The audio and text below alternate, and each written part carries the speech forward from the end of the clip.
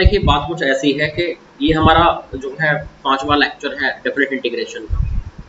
इसमें हम लोग पढ़ने वाले थे लिमिट एज सम, मतलब जब कोई सीरीज दी होगी, पहले मैं हेडिंग डाल देता हूँ बेटा, definite integral as a sum of limit. ठीक है,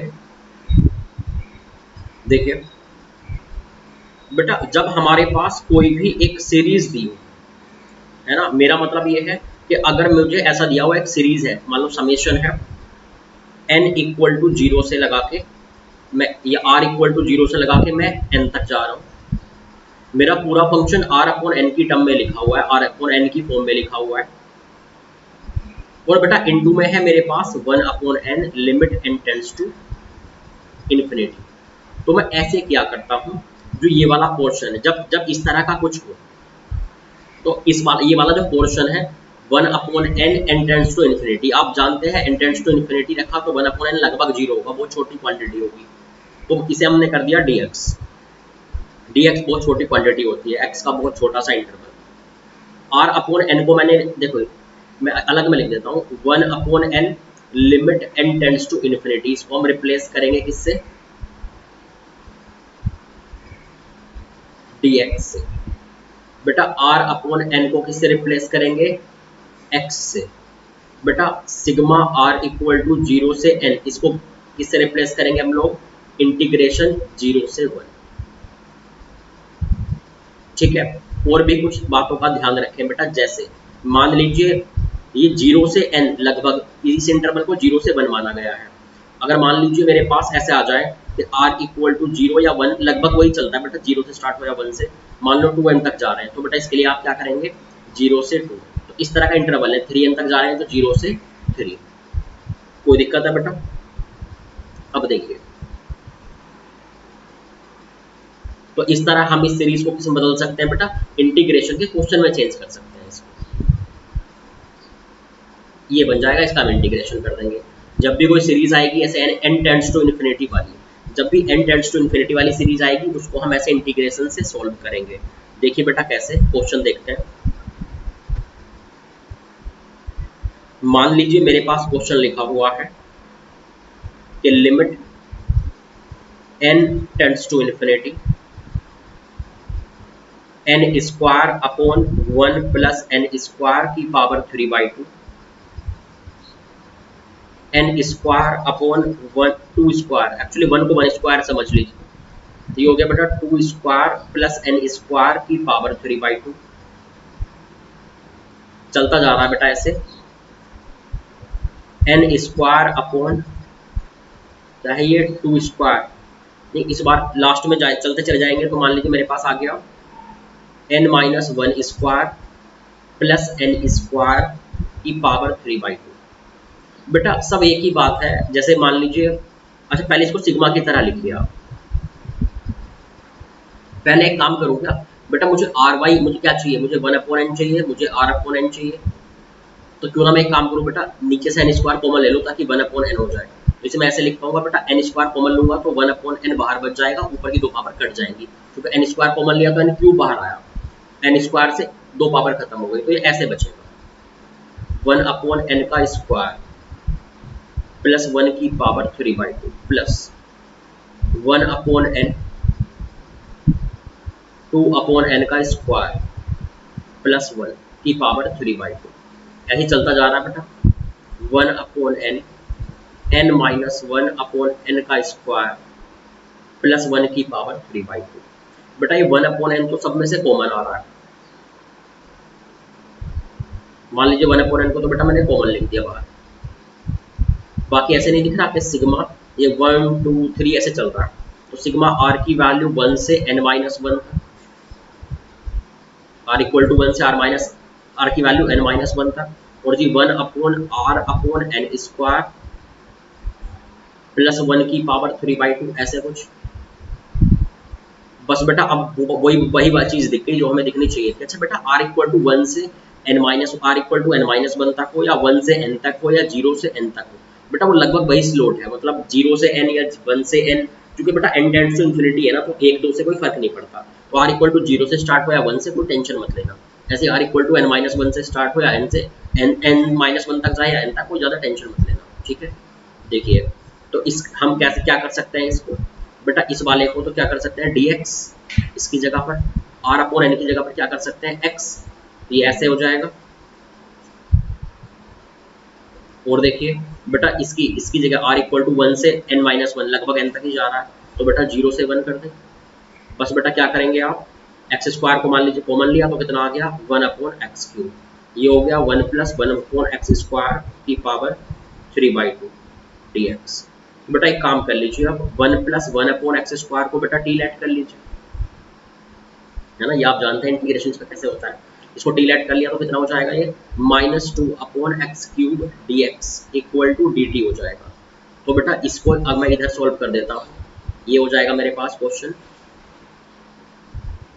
बेटा लिमिट भी चेंज होगी, तो x को जब आप 1 रखें, अपर लिमिट कैसे आएगी, जब 1 डालेंगे x की वैल्यू तो t2 हो गया, और जब बेटा 0 डालेंगे तो इन्फिनिटी हो गया, तो ये हो गया इन्फिनिटी से 2, और ये हो गया बेटा 1 अपॉन t की पावर 3/2 dt, ये कुछ ऐसा हो गया। ये -2 उधर चला जाएगा तो -1/2 मैं बाहर लिख दूंगा, या चलिए अभी के लिए यहाँ लिख देता हूँ, ठीक है भैया। तो ये कितना हो गया, ये मेरे पास हो गया फाइनली इन्फिनिटी से टू 1 अपॉन टी, सॉरी ये ऐसे 1 अपॉन टी फाइनल इंटीग्रेशन बच गया इन्फिनिटी से 2। अब इसको आप पुट कर लीजिए, तो बेटा ये हो गया 1/2 माइनस 1 अपॉन इन्फिनिटी, मतलब 1/2 आंसर हो गया। कोई दिक्कत है बेटा इसमें, ठीक है। देखिए बेटा और आगे देखिए नेक्स्ट, मतलब जब भी n टेंड्स टू इन्फिनिटी आएगा ना, तो हम कोशिश करेंगे कि इस तरह का पैटर्न बन जाए कि उसमें जगह जगह पे r अपॉन n की टर्म में चले वो, है ना, वो एक सिग्मा की टर्म में लिख पाए, उसे r अपॉन n बना पाए, उसमें 1 अपॉन n एक बना पाए, है ना। जैसे मान लीजिए मेरे पास क्वेश्चन है limit n tends to infinity 1 upon n plus 1 upon n plus 1 plus 1 upon n plus 2, बेटा चलता जा रहा है ऐसे 1 अपॉन 4 है, ठीक है। तो इसको थोड़ा और अगर हम पहले ये तो पता लग जाए नंबर ऑफ टर्म्स कितनी है, तो बेटा 1 अपॉन, चलिए हमने मान लिया कि 0 प्लस n, हमने मान लिया बेटा यहाँ पर 1 upon n plus 1, 1 upon n plus 2, बेटा कहाँ तक जा रहे हैं, ये इसे पैटर्न अगर लिख के देखेंगे तो n प्लस कितना हो गया बेटा 3n हो गया। अब बेटा अगर आप ध्यान से देखें तो n plus 0, n plus 1, n plus 2, n कहाँ तक जा रहे हैं 3n तक जा रहे हैं। तो r की तो अगर मैं यहाँ पर r को 0 1 2 3 समझूँ, अच्छा एक बात और बेटा, हम पहले n को कॉमन लेंगे ना, 1 अपॉन n हमें बाहर चाहिए होता था, तो जब है ना ध्यान रखें जब n टेंड्स टू इन्फिनिटी का केस हो, कोई भी ऐसी सीरीज हो n में, तो सबसे पहले 1 अपॉन n बनाओ और r अपॉन n बनाओ। तो भैया 1 अपॉन n जब आपने कॉमन लिया, ये ऐसे बच जाएगा 0/n प्लस 1, ऐसे ही ये तो 1 हो जाए, ये हो जाएगा 1 अपॉन n प्लस 1 प्लस, हाँ ऐसे ही बेटा फिर हो जाएगा 2 अपॉन n प्लस 1, चलता जाएगा बेटा ऐसे करके, ऐसे हो जाएगा 3n अपॉन n प्लस 1, ऐसे चलता चला जा रहा है। तो आपको दिख रहा है कि बेटा एक तो ये बाहर में हो गया limit n tends to infinity 1 upon n, बेटा ये सिग्मा के टर्म में लिख पाऊंगा r इक्वल टू 0 से r इक्वल टू 3n तक, r इक्वल टू 0 से r इक्वल टू 3n तक, और बेटा r upon n function of, sorry function बाद में लिख लेना कोई दिक्कत नहीं है मुझे, 1 upon r upon n plus 1 dx, बेटा ये कुछ ऐसा हो गया। अभी dx थोड़ी लिखेंगे, ये हो गया है ना, ये इस सिग्मा को खोलेंगे तो यही आएगा ना ये वाली सीरीज, तो इस तरह सिग्मा के टर्म में लिख लिया करो जिसमें r अपॉन n दिख रहा हो। उसके बाद क्या करें बेटा, आप r अपॉन n को रिप्लेस कर दें x से, सिग्मा जैसे r इक्वल टू 0 से r इक्वल टू 3n तक जा रहा है, तो 0 से लगभग 3 गुना, n का 3 गुना, तो लगभग कितना हो जाएगा बेटा वो, उसे हम इंटीग्रेशन करेंगे तो 0 से 3 तक जाएंगे, 2n तक जाता है तो 2 कर, 0 से 2 जाते, n तक जाता तो 0 से 1 जाते, सही है भैया। और बेटा इसको क्या रिप्लेस कर देंगे, limit n tends to infinity 1 upon n, इसको किससे रिप्लेस करते हैं बेटा हम लोग, dx से। ये मेरे पास कुछ ऐसा हो जाएगा, इसकी जगह dx आ गया, इसकी जगह आ गया 1 अपॉन x प्लस 1, इसकी जगह आ गया इंटीग्रेशन ऑफ 0 से 3, तो ये बेटा कुछ ऐसा हो गया ln x प्लस 1, कहाँ से कहाँ तक बेटा 0 से 3 तक, तो ln4 माइनस ln1 मतलब बेटा फाइनली 2ln2, ये आंसर हो गया। तो समझ रहे हैं बेटा आप बात को, क्या करना है जब भी n वाली सीरीज दिखती है और n टेंड्स टू इन्फिनिटी होता है ना, तो उसके बारे में हम ऐसा ही सोचते हैं। ठीक है भैया, चले आगे देखिए।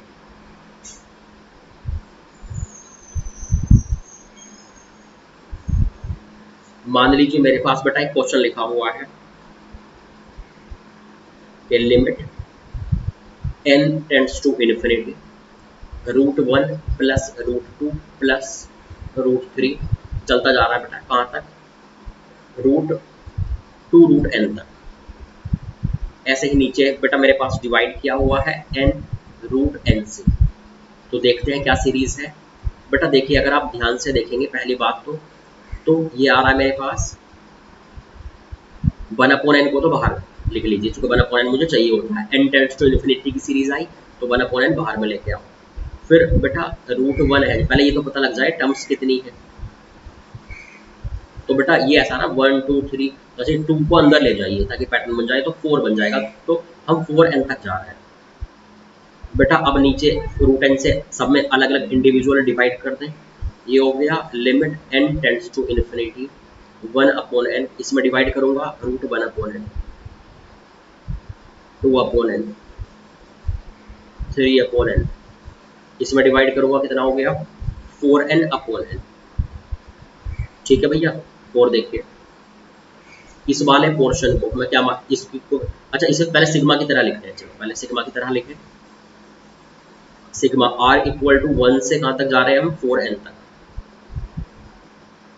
और भैया लिखा हुआ क्या है, रूट के अंदर r/n। तो r/n को x से रिप्लेस करें। सिग्मा r इक्वल टू 1 से 4n को इंटीग्रेशन 0 से, बेटा r को 1 या 0 से स्टार्ट कोई फर्क नहीं पड़ता इतना, है ना। 0 से 4 तक जाए, चूंकि 4n तक गए। और बेटा ये जो है limit n tends to infinity 1/n, इसको किससे रिप्लेस करें बेटा, dx से। तो ये कितना हो जाएगा, इंटीग्रेशन 0 से 4 √x dx, ये हो गया बेटा। तो x की पावर 1/2 इंटीग्रेशन 0 से 4 dx। तो बाकी आप जानते हैं x की पावर 3/2/3/2 ऐसे हो गया बेटा ये। और कहाँ से कहाँ, 0 से 4। तो आप इसको पुट कर दीजिए, 2/3 मैंने कॉमन ले लिया। 4 की पावर अगर मैं 3/2 करूंगा तो ये आ जाएगा मेरे पास बेटा 8 माइनस 0। तो फाइनली ये बेटा 16/3 हो गया। तो बात समझ में आ रही बेटा क्या करना है, जब भी n टेंड्स टू इन्फिनिटी वाली सीरीज दिखेगी तब हम इसके बारे में सोचेंगे। ठीक है, चलते हैं और आगे।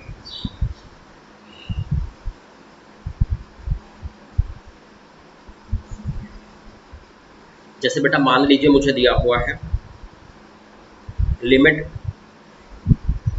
n tends to infinity n+1/n² plus 1² n+2/n² plus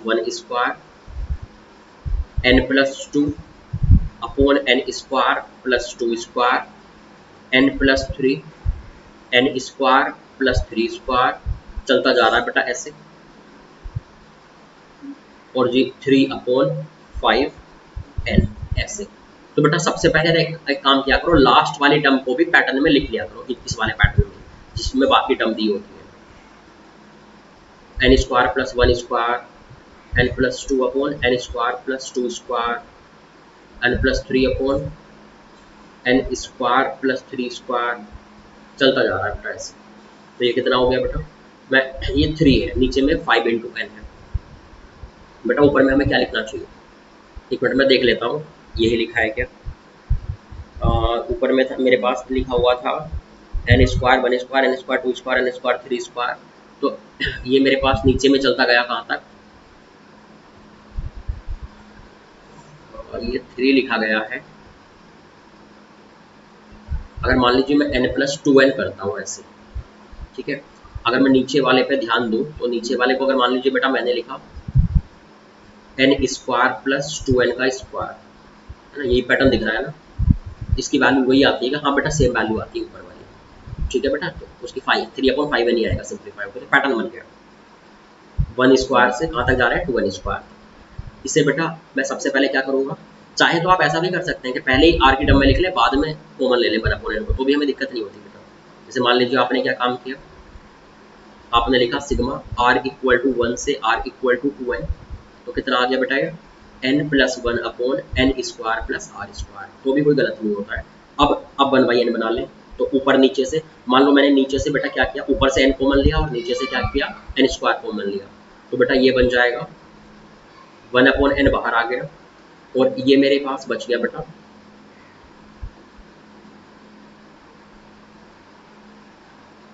अच्छा ये भी तो 1 प्लस 2 प्लस 3 चल रहा था, ये भी तो r है ना बेटा ऐसे, तो ये हो गया 1 plus r by n upon 1 plus r upon n का स्क्वायर, ऐसे हो गया। बस बेटा r अपॉन एन की जगह क्या रिप्लेस कर देंगे x, बेटा इंटीग्रेशन r इक्वल टू कहाँ से कहाँ जा रहा है, जैसे सिग्मा r इक्वल टू 0 से बेटा r इक्वल टू 2n जा रहा है, तो दो गुना n का 2 गुने तक गया तो 0 से 2 हो गया बेटा ये। और बेटा ये सिग्मा n वो sorry limit n tends to infinity 1 upon n, इसको किससे रिप्लेस करेंगे dx से, तो बेटा ये कितना हो गया जरा देखना, ये हो गया मेरे पास, इसकी जगह तो dx आ गया, इसकी जगह इंटीग्रेशन लग गया 0 से 2, इसकी जगह हो गया 1 plus x upon 1 plus x square, ये कुछ ऐसा हो गया। बस बेटा आप क्या करेंगे, आप इसको इंटीग्रेट कीजिए और लिमिट रखिए, इसको इंटीग्रेट आप कर सकते हैं, नीचे क्वाड्रेटिक ऊपर लीनियर, चाहे तो आप ऐसा भी कर सकते हैं, इसको अलग कर ले और इसको अलग कर ले, है ना बेटे, ये आपको समझ में आ रहा होगा कि ये तो सीधे tan इनवर्स हो जाएगा और ये नीचे वाले को टी लेंगे तो ऊपर उसका dt बन जाएगा, कोई दिक्कत है भैया, देखिए और आगे इसका फाइनल आंसर मैं लिख देता हूँ, इसका फाइनल आंसर आएगा आपके पास tan inverse 2 plus ln 5 upon 2, ये आंसर आएगा बेटा फाइनली, ठीक है, देखिए और आगे। और बेटा ये जरूरी नहीं होता है हमारे पास कि आप जो है सिर्फ ये ऐसे प्लस प्लस प्लस में दिखेगा, कई बार दूसरी सीरीज भी दिखेंगी बेटा, जैसे मान लीजिए आपके पास कुछ ऐसा दिख जाए,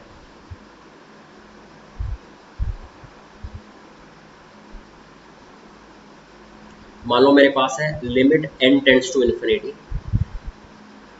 tan इनवर्स 1 अपॉन n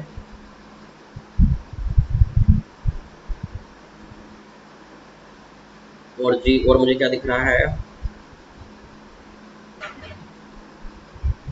एक मिनट दूसरा क्वेश्चन है बेटा, ये दूसरा लिखा हुआ है मुझसे, एक मिनट,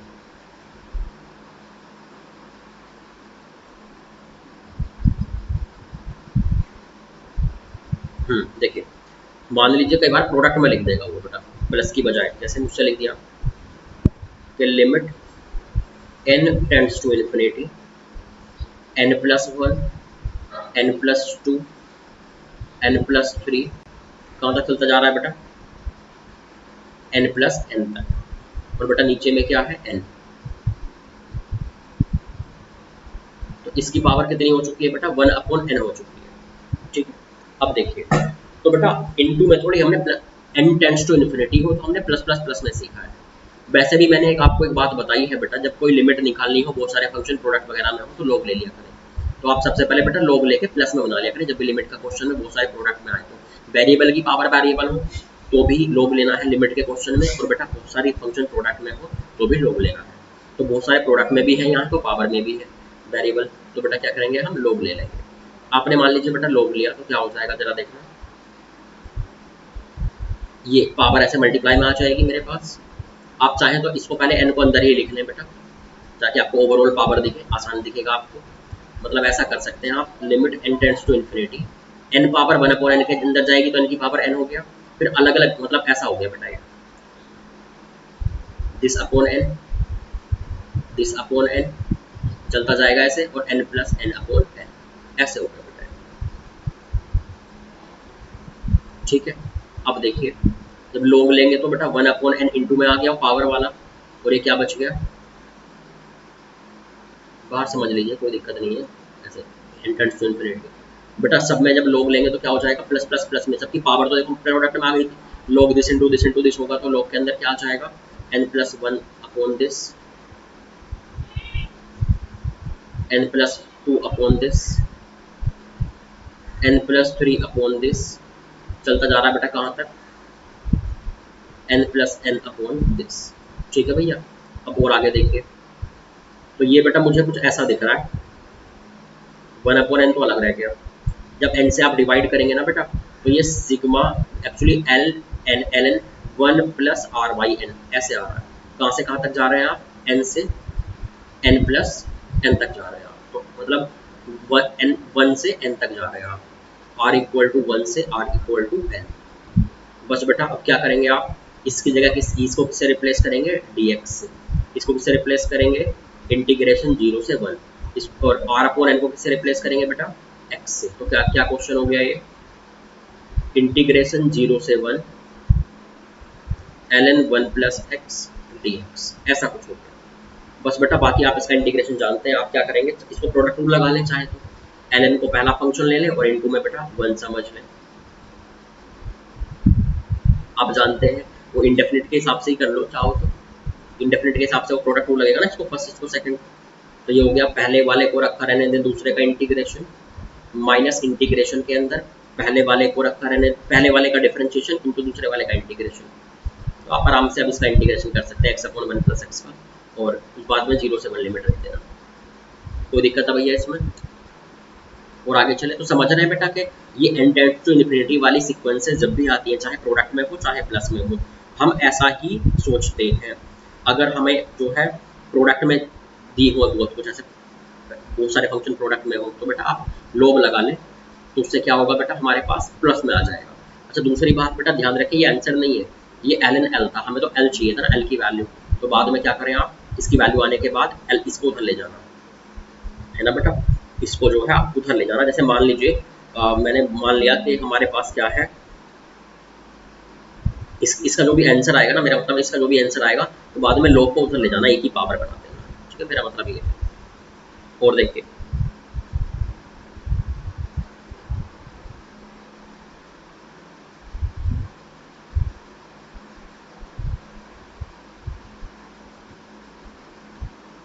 चले बेटा आगे देखिए,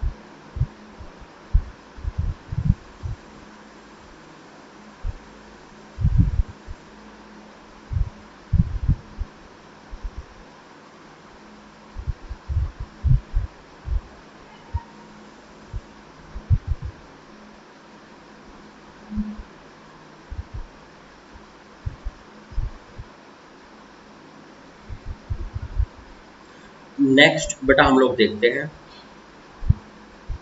एस्टिमेशन ऑफ डेफिनेट इंटीग्रल, बड़ा इंपॉर्टेंट टॉपिक है।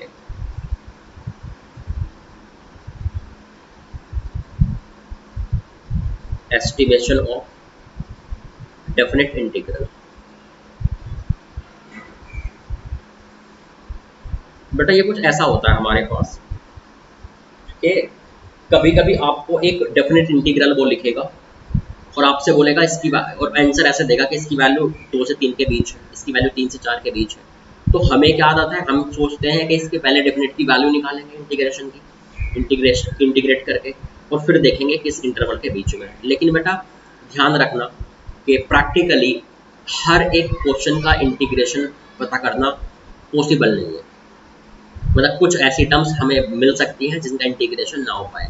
इसलिए अगर आपसे कोई भी कोई क्वेश्चन पूछता है कि इसका इंटीग्रेशन बताओ, तो बेटा पहले ये देख लेना वो किसी बुक में प्रिंटेड क्वेश्चन है या नहीं, क्योंकि सारी फॉर्म्स का इंटीग्रेशन पॉसिबल नहीं है। तो बेटा जैसे कुछ फॉर्म्स का इंटीग्रेशन पॉसिबल नहीं हो, लेकिन उसका फिर भी क्वेश्चन आ जाता है कि इसका इंटीग्रेशन बताओ कहाँ से कहाँ जा रहा है, डेफिनेटली इसकी वैल्यू कहाँ से कहाँ जा रही है, तो उसका हमारे पास है लगभग वैल्यू, हम बता सकते हैं कि किस किस के बीच रहेगी। देखिए कैसे, जैसे बेटा मान लीजिए मेरे पास एक फंक्शन है,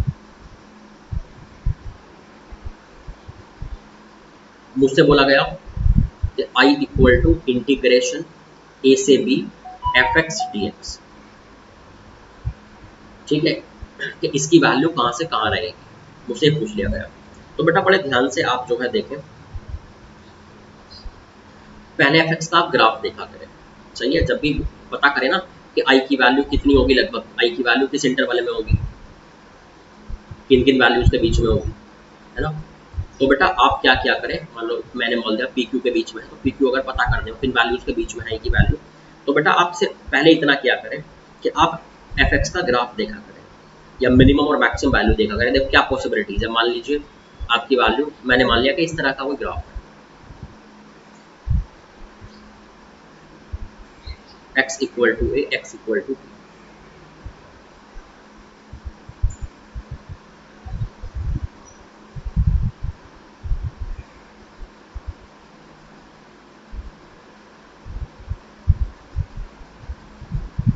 ये हो गया मेरे पास एफ ए और एफ, ठीक है। तो बेटा एक बात बताइए, अगर मैंने इसका इंटीग्रेशन मांगा ए से बी तक, तो इसका मतलब इंटीग्रेशन का मतलब होता है एक्स एक्सिस और इसके बीच का एरिया, ये वाला एरिया। अब मुझे एक बात बताइए बेटा, ये जो एरिया है, अगर मान लीजिए मैं एक काम करूं, मैं एक रेक्टेंगल बनाऊं, ये वाला इतना बड़ा, तो इस रेक्टेंगल से तो कम है ना ये एरिया, जो कि थोड़ा सा ऐड हो गया ना इसमें। तो जो ये मैक्सिमम, जो एफ की मैक्सिमम वैल्यू थी यहाँ पे, एफ की मैक्सिमम वैल्यू ये थी ना बेटा, एफ मैक्स, इतने इंटरवल में एफ की मैक्सिमम वैल्यू ये थी। तो जो एफ की मैक्सिमम वैल्यू के साथ में जो मेरा रेक्टेंगल बना, उससे तो कम होगा ये वाला एरिया शेडेड वाला। और बेटा जो इसकी मिनिमम, इसकी जो मिनिमम वैल्यू है, अगर मैं इस मिनिमम वैल्यू पे एक रेक्टेंगल बनाता हूँ, तो इससे क्या होगा बेटा, इससे थोड़ा ज़्यादा होगा, क्योंकि इससे थोड़ा ऊपर को निकल रहा है, एक्स्ट्रा निकल रहा है। इसका मतलब ये हुआ बेटा, इसके हमारा जो इसका एरिया होगा, ये जो शेडेड पोर्शन का, तो बड़ा वाला रेक्टेंगल क्या है बेटा, हाइट है इसकी एफ बी, और बेटा ये विड्थ क्या है, बी माइनस ए।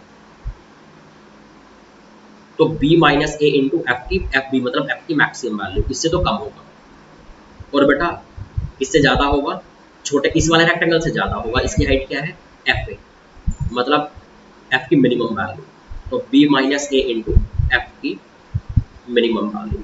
तो मतलब ये है कि कोई भी इंटीग्रेशन किससे ज़्यादा होता है, अपनी minimum value into B minus A से ज़्यादा होता है, और बेटा maximum value into B minus A से कम होता है। सही बात है बेटा। देखिए अब और आगे, मतलब इसकी आप आदत डालें।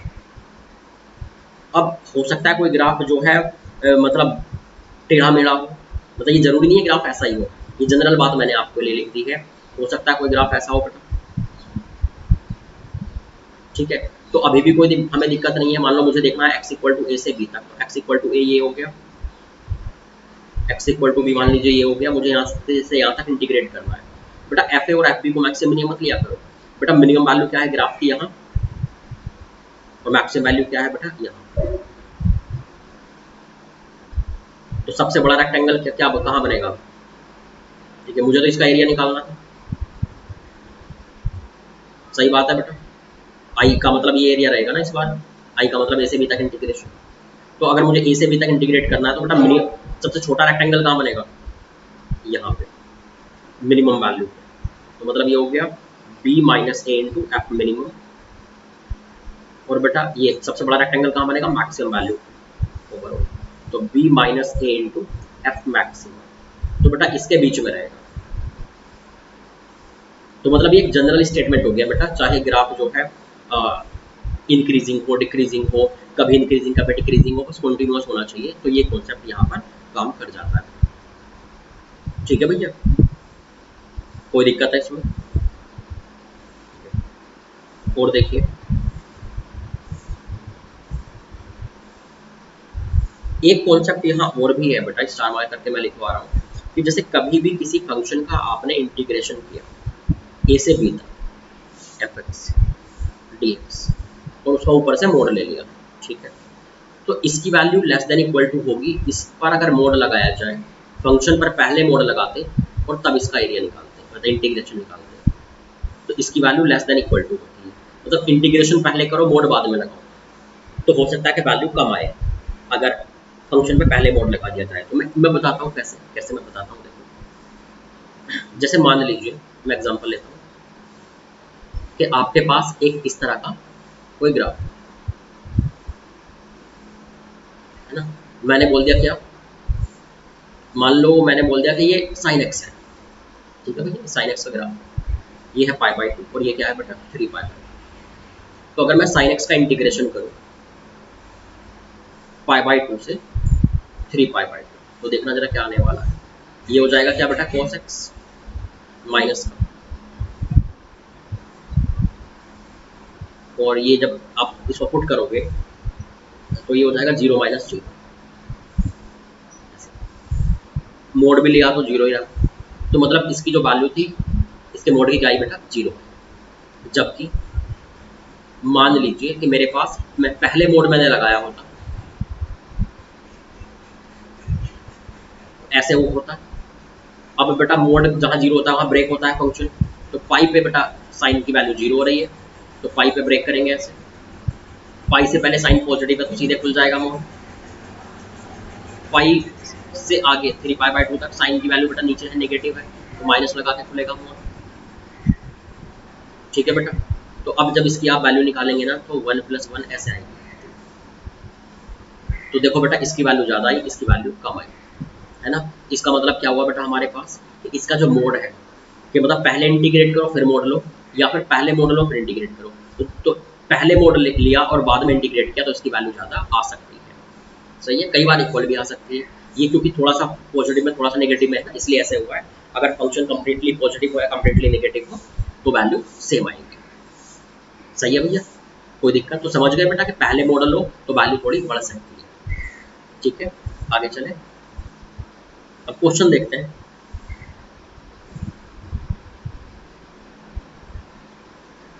जैसे बेटा मान लीजिए मुझे बोला गया, मुझे क्वेश्चन दिया गया भैया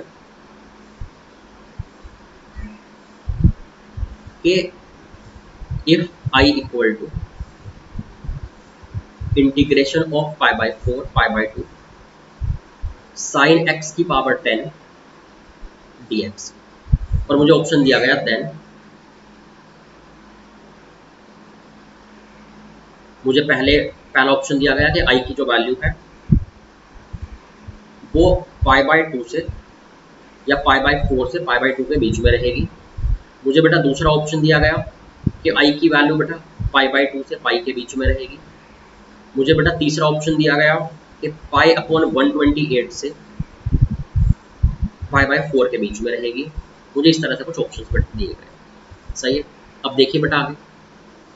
अब इसने कुछ ऐसा बोला बेटा, फिर मुझे डी ऑप्शन भी दिया गया।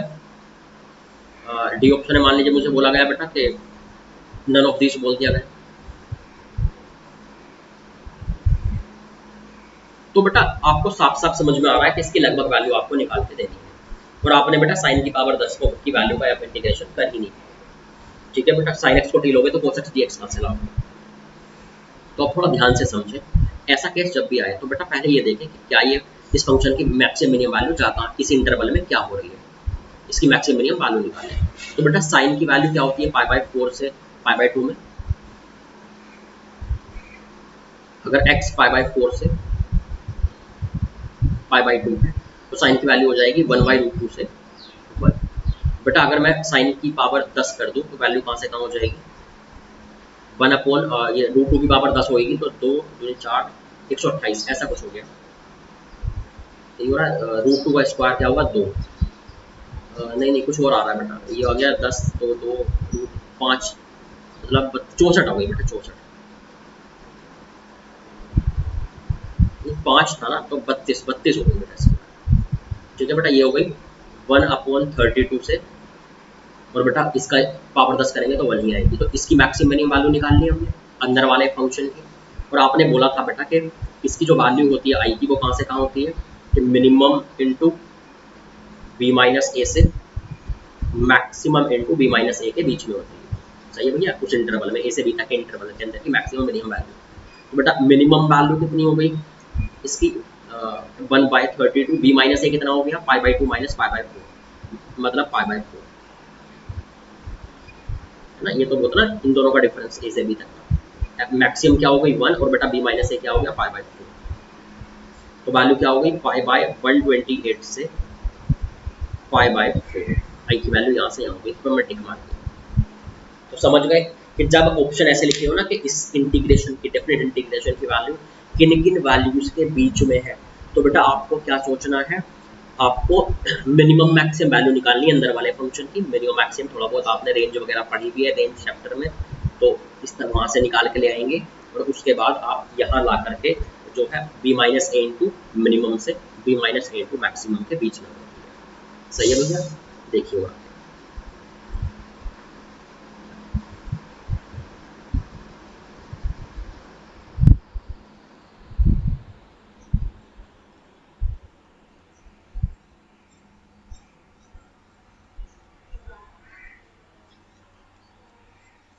आगे चलते हैं बेटा।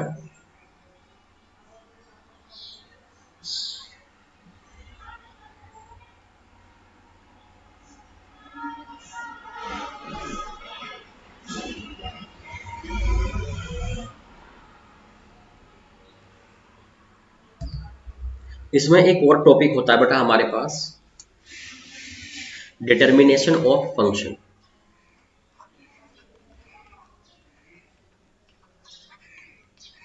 Determination of function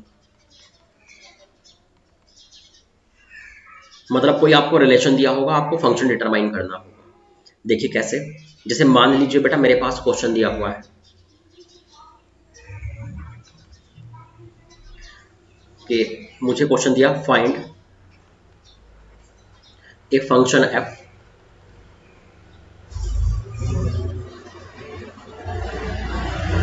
which is continuous for all x, bracket में ये भी लिख दिया नोट जीरो एवरीवेयर। तो ऐसा नहीं है कि permanently F x equal to zero ही फंक्शन बन जाए। फिर इसने बोला बेटा such that F square X equal to zero से X F T sine T two plus cos T D T. ठीक है बेटा, जब भी आपके पास ऐसा फंक्शन है डेफिनेट में लिख, जीरो से एक्स जाकर के आपको डेफिनेट इंटीग्रेशन में एक फंक्शन लिख दे, आपसे बोले एफ एक्स क्या है, तो आप पहले उसको डिफरेंशिएट करें, differentiate with respect to x. आपको ध्यान हो तो एक्स के रेस्पेक्ट में जब डिफरेंशिएट करते थे तो या तो एक्स बाहर होना चाहिए इंटीग्रेशन से या लिमिट में होना चाहिए, अंदर में ना हो, तो सही है, यहाँ अंदर में है भी नहीं। लेफ्ट वाला कितना हो गया, two f x into f dash x. Right वाला क्या हो गया, अपर लिमिट पुट करूंगा इंटू अपर लिमिट का डिफरेंशिएशन, तो वो 1 हो जाएगा, माइनस लोअर लिमिट पुट करूंगा इंटू लोअर लिमिट का डिफरेंशिएशन, ये हो गया बेटा। बेटा एफ एक्स से एफ एक्स काट दिया क्योंकि एक तरफ लाता तो f x equal to zero एक फैक्टर बनता, इसने बोला था f x equal to zero नहीं लेना है, हमेशा के लिए जीरो नहीं लेना एफ एक्स को। अब इसको देखें बेटा, तो एफ डैश एक्स जो है मेरे पास आ चुका है। अब एफ डैश निकलने के बाद आपको क्या करना है वो सुन लीजिए। जब एफ डैश आ जाया करे, जब एफ डैश आ जाया करे तो बेटा आप दोनों तरफ इंटीग्रेट किया कीजिए, integrate both side. F dash आने के बाद आप इंटीग्रेट करेंगे, बेटा एफ एक्स का इंटीग्रेशन हो जाएगा, एफ डैश का इंटीग्रेशन हो जाएगा एफ एक्स, और इसका इंटीग्रेशन कैसे हो जाएगा,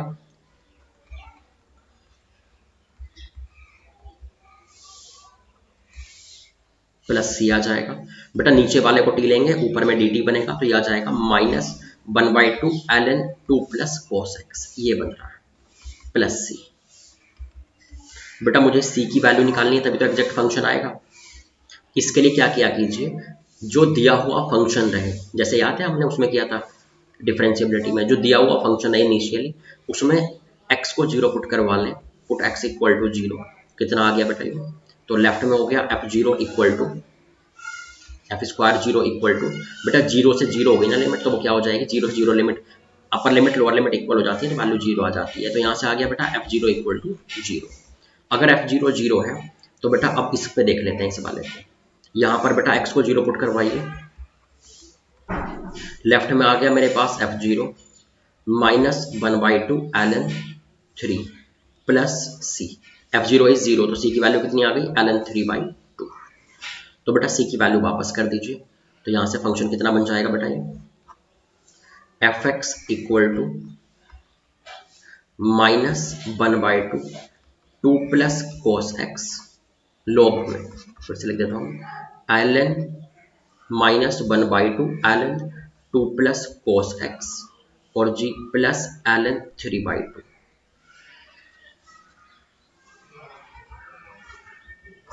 बेटा ये आंसर हो गया, ठीक है, तो ये फंक्शन आ गया।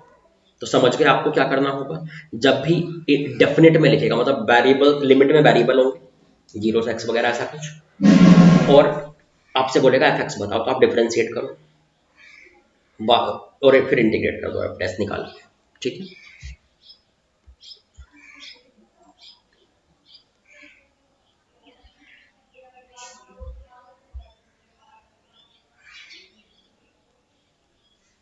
आगे चलें बेटा, देखिए